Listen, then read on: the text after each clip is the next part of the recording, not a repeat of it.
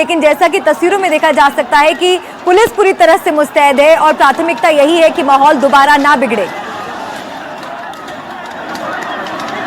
और बरेली हंगामे को लेकर हमने बात की वहां के सांसद छत्रपाल गंगवार से, सुनिए। भीड़ इकट्ठी हो गई, भीड़ पर जब इन लोगों ने, पुलिस ने मना किया है भीड़ क्यों इकट्ठी कर रहे हो, तो ये पत्थरबाजी करने लगे, पुलिस ने पथराव किया, तो पुलिस ने फिर हल्का बल प्रयोग पुलिस ने फिर किया है, भीड़ को तितर-बितर किया। और अभी शांति व्यवस्था है, सारी चीजें सब कंट्रोल में है, इसलिए मैं आपको बताना चाहता हूँ कोई ऐसी बातें नहीं है। थोड़ी अफवाहें बहुत ज्यादा और हो सकता है चल जाए, परंतु ऐसी नहीं, पूरी स्थिति पुलिस प्रशासन के कंट्रोल में। कुल कितने लोग इसमें घायल बताए जा रहे होंगे? क्या पुलिसकर्मी भी इसमें चोटिल हैं? हो सकता है पुलिस वगैरह से चोट फिर लगी होगी निश्चित ही, जब पथराव किया है तो, और उस पथराव की वजह से पुलिस प्रशासन ने फिर बल प्रयोग किया है और उनको हटाया, भगाया है। असली दोषी आप किसको मानते हैं इस घटना के पीछे? ये जब जांच का विषय है कि पथराव करने वाला पथराव है कोई, तो पथराव करने वाले दोषी होते हैं और कौन होंगे? नहीं, एकाएक तो चूंकि वो जुमे की नमाज पे आए थे, एकाएक तो उन्होंने कुछ ना कुछ प्लानिंग रही होगी, क्योंकि एकाएक अगर भीड़ आक्रोशित होती है, पत्थरबाजी करती है, नारेबाजी करती है, तो पहले से कहीं ना कहीं कुछ ना कुछ तो प्लानिंग रही होगी। क्योंकि एक जानकारी मिल रही है कि वीडियो भी सामने आया था मौलाना तौकीर रजा का, वो बोलते हैं, आह्वान करते हैं कि आइए और शक्ति दिखाइए कुछ। अब इस बारे में मुझे नहीं जानकारी है, ऐसा कहीं उन्होंने बोला है तो क्या बोला, क्यों बोला, इस प्रकार का कुछ ऐसा हुआ होगा तो ये जांच का विषय है।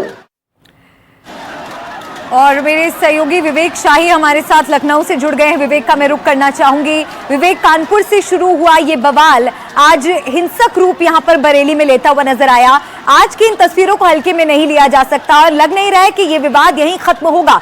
क्या तैयारी सरकार प्रशासन की तरफ से कि ऐसी तस्वीरें उत्तर प्रदेश के और संवेदनशील इलाकों से ना नजर आए? देखिए, कानपुर से शुरू हुआ ये विवाद कानपुर के बगल लखनऊ से होता हुआ प्रदेश के अलग अलग इलाकों से चलते हुए साफ तौर पर एक देश भर में ये फैलता हुआ दिखाई दे रहा है। अलग अलग जगहों पे आई लव मोहम्मद मामले पर लोग प्रोटेस्ट कर रहे हैं, खुलकर सामने आ रहे हैं। और जिस तरीके से बरेली की जो तस्वीरें निकलकर सामने आई हैं, वहाँ पे जो मौलाना तौकीर रजा हैं, वो साफ तौर पर जो उन्होंने इस्लामिया ग्राउंड में लोगों से अपील की थी जुटने की, वहाँ लोग लगातार जा रहे थे। पुलिस का ये कहना था कि लोग वहाँ न जाएं, लेकिन भीड़ जो है बेकाबू हो रही थी और उस ग्राउंड में जमा होने की भीड़ जा रही थी। लेकिन साफ तौर पर पुलिस उनको वहाँ जाने से मना कर रही थी ताकि किसी प्रकार की कोई अनहोनी ना होने पाए। भीड़ बेकाबू हुई, पुलिस के अनुसार वहाँ पे नारेबाजी की गई, फिर पथराव पुलिस पे हुआ और एक जगह नहीं बल्कि 3 जगह पे पथराव हुआ। इस्लामिया ग्राउंड के बाद अगर देखा जाए तो कोतवाली पे पथराव हुआ। 3 अलग अलग जगहों पे पथराव के बाद पुलिस को आंसू गैस छोड़ने पड़े, जिसके बाद लाठीचार्ज भी पुलिस को करना पड़ा। इस तरीके से पुलिस ने माहौल को कंट्रोल किया है और साफ तौर पर हजारों की संख्या में जब भीड़ इस तरीके से कहीं मूव करती है तो जिम्मेदारी जो है वो पुलिस की बन जाती है कि इस भीड़ को कंट्रोल किया जाए, और वही पुलिस ने किया है। पुलिस के मुताबिक अगर देखा जाए तो साफ तौर पर बाजारों को बंद करा दिया गया है। लोगों से अपील की जा रही है कि लोग अपने घरों में रहें ताकि इस तरीके की हिंसक जो झड़प है वो होने ना पाए। जो पथराव की चीजें आई हैं, साफ तौर पर जो लाठियां की चीजें आई हैं, उनमें कई लोग भी घायल हुए हैं जिनको अस्पतालों में भर्ती कराया गया है। बरेली के बाद लखनऊ में भी एक छोटा सा प्रोटेस्ट जो है इस मामले पर देखने को मिला, जहां मुस्लिम महिलाएं आई लव मोहम्मद के पोस्टर लेकर जो है वो सड़कों पर उतरी थी, रूमी दरवाजे पर प्रोटेस्ट किया और साफ तौर पर उनका कहना था कि ये एक संदेश है, जो मोहब्बत का पैगाम है वो हम दिखाने चले आए हैं। कानपुर से शुरू हुआ विवाद अब एक अलग ही स्थिति में जाता हुआ दिखाई दे रहा है और बड़े संघर्ष का रूप लेता ये नजर आ रहा है। बरेली में जो हिंसा हुई है उसके बाद कई सवाल खड़े होते हैं। आप बने रहिए मेरे साथ। इस बीच हम आपको कुछ और जानकारी भी दे दें। हमारे सहयोगी ने हंगामे से पहले वहां जो लोग जुटे थे उनसे भी बातचीत की थी, आपको उनके बयान सुनाते हैं। हमारे हुजूर सल्लल्लाहु अलैहि वसल्लम के बारे में है, उनके बारे में गुस्ताखी बर्दाश्त नहीं होगी।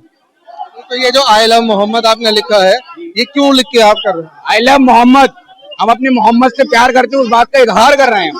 उस चीज पे रोक नहीं हो सकती। हमारे दिलों में हर बच्चा बच्चा है नबी की शान में कुर्बान, नबी की शान में है बच्चा बच्चा है कुर्बान। ये हमारे नबी की शान में कोई गुस्ताखी करेगा उसके ऊपर वो हमें बर्दाश्त है। हमसे कहना है जो कह सकते हो, लेकिन नबी की शान में नहीं। आइए जानते हैं, क्या नाम है आपका? मेरा नाम वसीम तहसीनी है।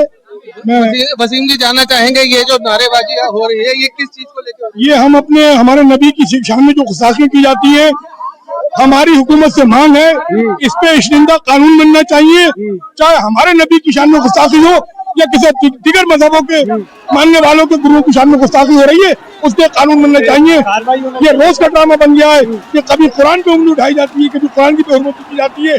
हजरत साहब ने अपने प्रोग्राम को पोस्टपोन कर दिया, हुकूमत की बात मानी है और गंगा जमुना की तहरीक की तहजीब की बात की है।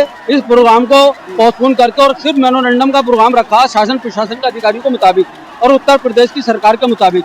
तो हम आलम मोहम्मद का जो नारे लगाए जा रहे हैं ये क्यों? देखिए, हजरत मोहम्मद सल्लल्लाहु अलैहि वसल्लम है, वो सबके नबी है, वो पूरी दुनिया इस्लाम के नबी है। अगर हमने लव मोहब्बत कह दिया उनके नाम से, अगर हमने लव मोहब्बत कह दिया तो क्या हराजी? तो मोहब्बत का पैगाम है।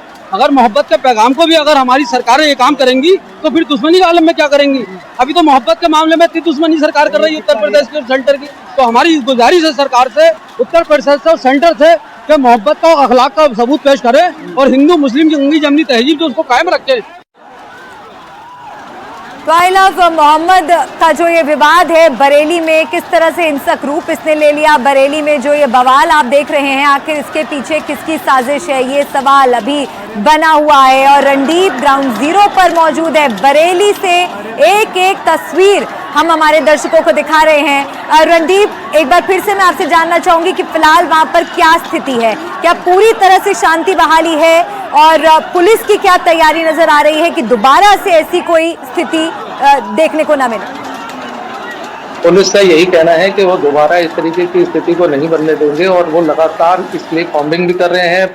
हर जगह पर पुलिस मौजूद है और लोग यहाँ से अब आसानी से निकल रहे हैं, सामान्य लोग सब जाने आना हो रहा है और खुराफातियों के लिए डर बिठाने के लिए पुलिस जो है वो लगातार कॉम्बिंग कर रही है ताकि खुराफाती जो है ट्रैफिक भी मैं रणदीप देख पा रही हूँ सामान्य रूप से वहां पर शुरू हो गया है। जरा तस्वीरें यहाँ की दिखाइए कि आप उसी जगह पर खड़े हैं जहाँ से ये बवाल की तस्वीरें सामने आई, दिखाइए कि अभी फिलहाल वहाँ माहौल क्या है।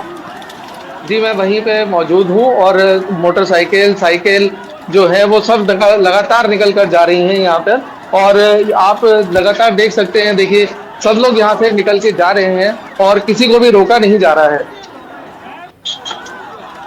रणदीप, कोशिश कीजिए वहां पर लोगों से बात करने की, क्या क्या कहना है उनका। आज जो बरेली में तस्वीरें हमने देखी, इस पर लोगों की क्या राय है, क्या उनका कहना है?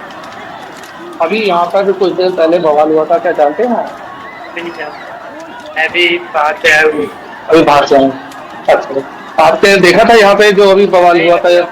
आप लोग भी भाभी आए हैं, आपने देखा था तो क्या देखा था आपने? यहाँ पे क्या हुआ था? पत्थर चल रहे थे, देखा था यहाँ पर पत्थर चल रहे थे और कई लोगों को। क्या नाम है आपका? फरमान अली। फरमान जी, आपने मतलब कुछ लोगों को देखा कि क्या ईंट पत्थर चल रहे थे, कौन लोग थे वो? कई लोग थे बेचारे मारते पुलिस वाले मार रहे थे, उनके डंडे भी मार रहे, किसी का सर फटा, किसी के बहुत ज्यादा चोट आई है, आगे दुकान भी टूट रही है, आगे दुकान पे भी ऊपर आना है, आगे दुकान पे हमला करा पुलिस वालों ने, आगे दुकान भी टूट गई है, दुकान वालों को। तो लोग जो थे उन्होंने पत्थरबाजी करी या पुलिस तो कैसे कह रहे हैं? पुलिस ने लाठी चार्ज करी, पुलिस वालों ने सरकार लोगों को नारे लगा रहे थे, पुलिस वालों लाठी चार्ज। आपने देखा था कुछ यहाँ पर जो हुआ था? जो भी हुआ, हम लोग तो अपने ठेकेदार के पास आ रहे थे गाड़ी से, तो जो लोग कर रहे थे, जो नहीं कर रहे थे, सबको मारा गया। हम तो अपने ठेकेदार से पैसे लेने जा रहे थे, अभी उनके घर से आ रहे हैं, देखिए पैसे नहीं, मेरे पास पैसा और ये मेरे पैर पे डंडा मारा, जैसे खून भी निकल लिया। अगर मैं रणदीप लौट रही हूँ आपके पास।